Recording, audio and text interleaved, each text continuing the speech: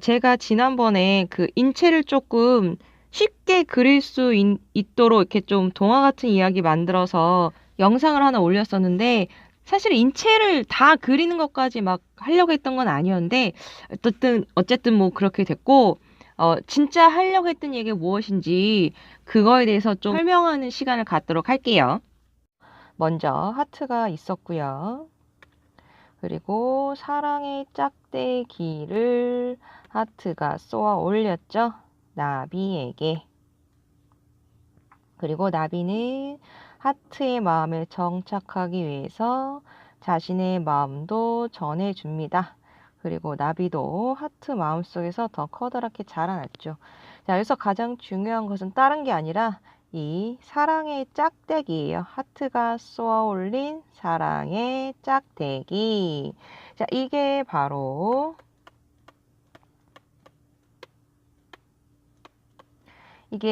우리 몸에서 척추라는 곳이에요. 그래서 우리는 흔히 이 척추를 척추라고 불러요. 근데 사실 척추는 이 척추를 이루는 여러 개의 뼈입니다. 여러 개의 뼈고, 그리고 플러스 추간판이라는 아이가 있는데, 그래서 이 척추하고 추간판이 같이 합쳐져서 척추를 이루는 거예요.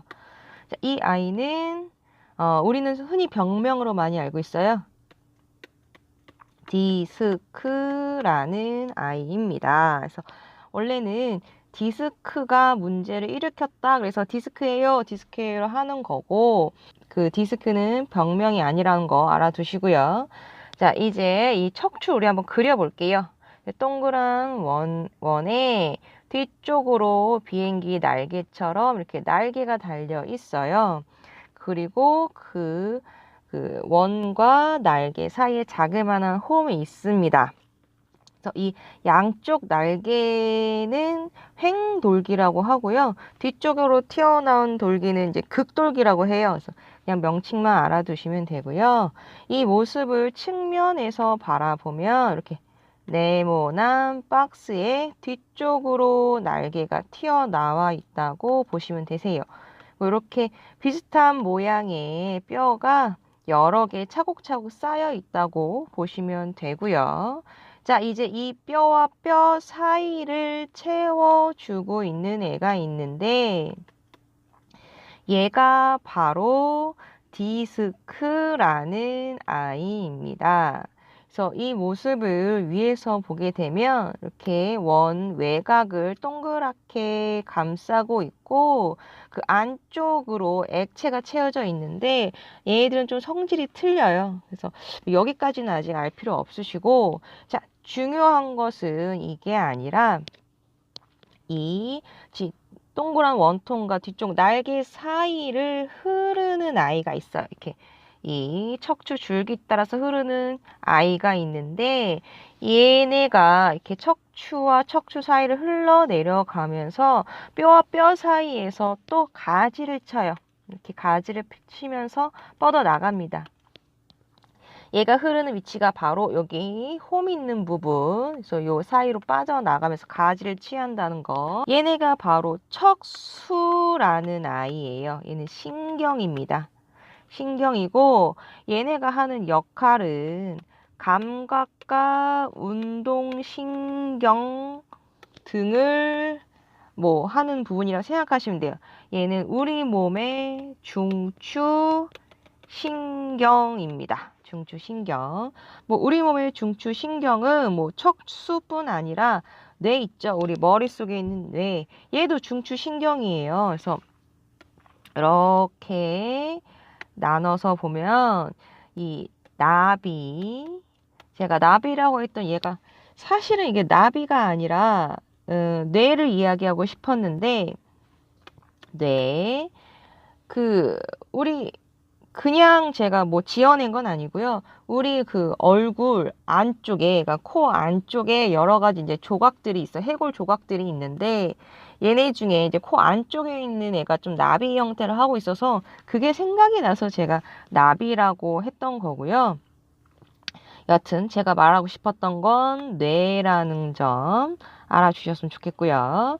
그 다음에 이 사랑의 짝대기를 통해서 서로의 마음을 전했던 이 부분을 바로 서로 소통을 했다고 생각하시면 돼요. 이 부분이 바로 척수입니다. 척수. 자, 그리고 사랑의 짝대기와 하트를 포함한 기타 등등의 부분들이 우리 몸의 신체라고 생각하시면 돼요. 네, 그러니까 뇌하고 척수를 제외한 그런 모든 부분들, 우리 몸을 구성하고 있는 부분들이 신체라고 생각하시면 됩니다. 그래서 이 뇌와 척수는 우리 몸의 중추신경계이고요. 나머지 신체 부분이 바로 말초신경에 포함된다고 생각하시면 되세요. 이 중추신경이랑 말초신경을 어떻게 구분하시면 되냐면 의식을 갖고 있다와 갖고 있지 않다로 구분하셔도 되고요. 의식이 먼저 온다와 의식이 이후에 온다로 구분하셔도 돼요. 즉 내가 어떤 것을 생각하고 판단해서 해야 되겠다라는 의식을 갖고 신호를 주는 게 먼저, 그 다음에 행동이 이루어지는 거를 생각하는 게 이 과정이 이제 중추신경계이고요. 말초신경 같은 경우는 뭔가를 내가 했는데 내가 이렇게 움직였네 라고 나중에 나의 행동을 어떻게 움직였는지 의식할 수 있는 거, 요 차이를 생각하시면 되세요. 추가적으로 뇌하고 척수는 같은 중추신경계이지만 하는 역할에 조금 차이가 있어요. 그리고 이제 신체는 당연히 다른 말초신경계에 포함되니까 당연히 역할이 틀리고요. 저는 여기서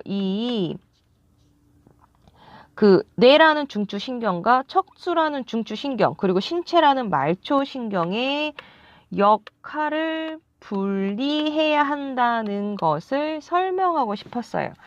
근데 이게 이제 나비하고 하트하고 서로 마음을 통하고 이런 걸로는 조금 설명이 어려울 것 같아서 좀 더 쉬운 방법으로 설명드릴 수 있는 게 뭐가 있을까 생각하다가 음식점 있죠? 음식점에서 우리가 그러니까 뭐 배가 고파서 음식점을 들어가잖아요. 거기서 이제 우리가 하는 행동과 그 안에서 벌어지는 이런 서로가 역할로 설명이 가능하겠더라고요. 그래서 먼저 잠시 자, 몸을 그려주고 자, 이거를 나눌게요. 이렇게 나눠서 나비가 있던 부분이 뇌, 그리고 가운데가 척수, 그 외 신체. 자, 뇌가 있는 부분은 손님이에요. 손님이고, 척수가 있는 부분은 점원이라고 생각하시면 되세요. 점원. 그리고 그 외 신체 부분은 요리사라고 생각하시면 됩니다. 자, 손님이 음식점에 가면 뭘 할까요? 우리 배고파서 음식점 찾아온 거잖아요.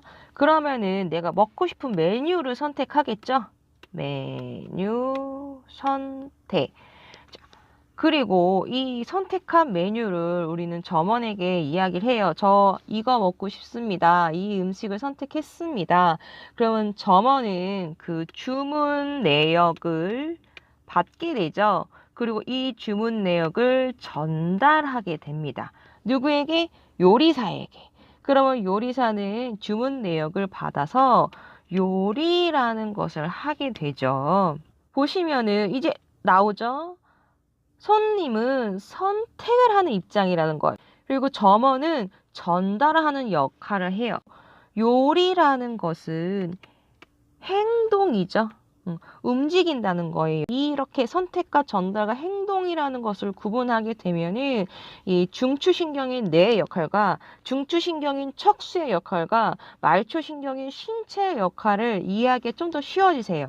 자, 이것을 좀 더 세분화해서 생각해 보면 어떻게 되냐면 우리가 음식점에 가서 물론 보통은 하나 먹지만 두 개가 먹고 싶을 때가 있어요. 자, 그럴 때는 두 가지 음식을 선택하겠죠. 메뉴 1, 2. 그 다음에 여기 음식이 사실 나한테 조금 짜. 그래서 맛을 싱겁게 해주세요. 라고 맛의 변경을 요청하고 집에 가면 또 먹을 게 없어. 그래가지고 포장도 하나. 그렇게 하나, 둘, 셋, 네 가지의 선택, 나의 선택을 주문하는 거예요. 주문을 하면 이제 이 주문 내역에 맞는 역할 분배가 이루어지는 것이죠.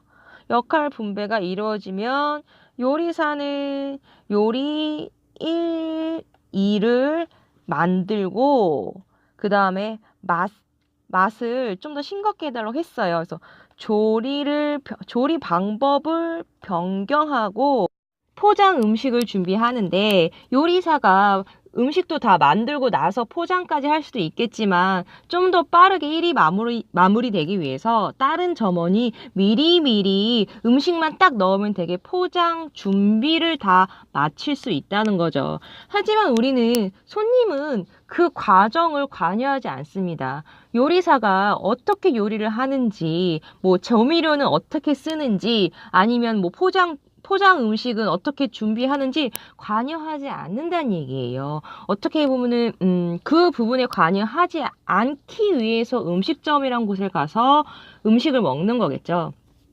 그래서 이 부분이 바로 우리가 직접적으로 의식을 갖고 관여하지 않는 부분이 행동이 이루어지는 신체 부위라고 생각하시면 되고요. 척수에서는 분할 전달.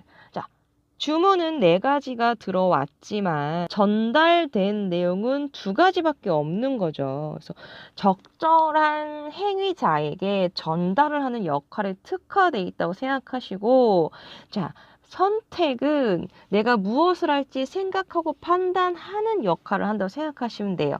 이 부분에 대해서 좀 많은 분들이 오해를 하고 계신 것 같아요. 뭐 생각하고 판단을 하고 뭐 무언가를 바라고 이런 부분이 뇌의 역할이지, 몸한테 야, 너 이렇게 해, 이렇게 만들어, 이렇게 하려면 이렇게 만들어지려면 이렇게 해야 돼 라는 식으로 명령을 하는 곳이 아니라는 거예요. 근데 보통은 뭐 운동이란 걸 할 때 굉장히 열심히 막 굉장히 파이팅 넘치게 하기 위해서 야, 힘을 써! 힘을 쓰란 말이야! 그러면서 자기 몸 상태가 그렇게 될 수 있는 상태가 아님에도 불구하고 굉장히 억지스럽게 몸을 비틀고 막 혹사시켜가면서 몸을 쓰시는 경우가 굉장히 많습니다.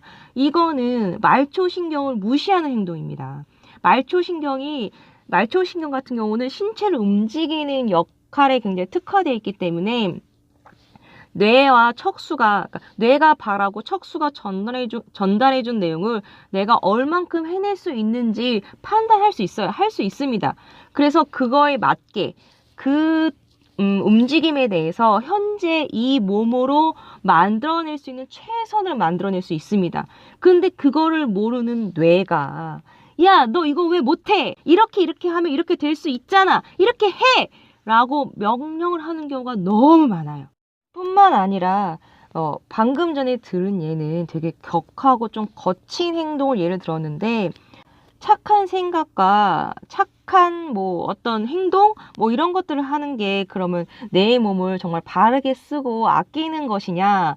그것도 절대 아니라는 거예요. 착하고 나쁘고의 문제가 아닙니다. 이거는 각각의 영역에서 자신의 역할을 얼만큼 잘 수행하게 하는지, 그리고 만약에 영역을 침범하게 될 때는 얼만큼 어느 정도까지는 침범해도 되고 최소한 어디서부터는 절대 침범하면 되지 않는다. 이 영역의 분리를 얼만큼 잘 나누느냐가 바로 내 몸을 정말 아끼고 바르게 잘 사용하는 방법이라는 것이죠. 이렇게 역할 분리에 대해서 설명을 해봤고요. 좀 더 쉽게 이해할 수 있었으면 좋겠고요. 우리 몸이라는 것에 대해서 알아야지 이제 이런 뭐 중추신경과 말추신경을 어떻게 사용해야 되는지에 대해서 이해할 수 있기 때문에 다음 시간에는 이제 본격적으로 골격에 대해서 들어가 볼게요. 첫 시간으로 골반에 대해서 한번 이야기를 해보도록 하겠습니다. 골반의 형태, 그리고 부위별 명칭, 그리고 골반의 변형이 이루어지는, 그러니까 변형이 생기면 어떻게 달라지는지에 대해서 설명을 해보도록 할게요. 자, 그리고 많이들 이제 그리는 것에 대해서 많이 부담을 느끼시는데 골반 생각보다 그리기 편합니다. 하트랑 나비만 그릴 줄 알면 웬만하면 다 그릴 수 있습니다. 자, 보시면은 이제 나비의 밑에 부분에 이렇게 살짝 선이 들어가요. 선이 들어가고 그 다음에 요 뒤쪽에도 살짝 뚫려 있고 밑에 쪽에 살짝 이렇게 홈이 패여 있어요. 요 부분은 안쪽으로 들어가는 부분이에요. 이러면 골반 다 그렸어요. 네, 여기가 청골 부위인데 살짝 뒤로 밀려 있어서 그림자가 집니다. 요 밑으로는 살짝 꼬리뼈가 있어요. 생각보다 굉장히 쉬워요. 단순화해서 하면은 그렇게 어려울 거 없습니다. 해부학을 좀 어려워하시는 분들께 좀 쉽게 다가갈 수 있는 내용이 됐으면 좋겠고요. 저도 뭐 깊이 들어가긴 어렵고 제가 아는 한도 내에서 최대한 단순하고 이해하기 쉬운 방법을 찾아서 설명을 드리려고 노력하니까 이제 막 해부학 공부 시작하신 분, 몸에 대해서 좀 잘 이해하고 싶은 분들은 알람 맞춰 놓으시고요. 다음에도 또 찾아와 주시면 감사하겠습니다.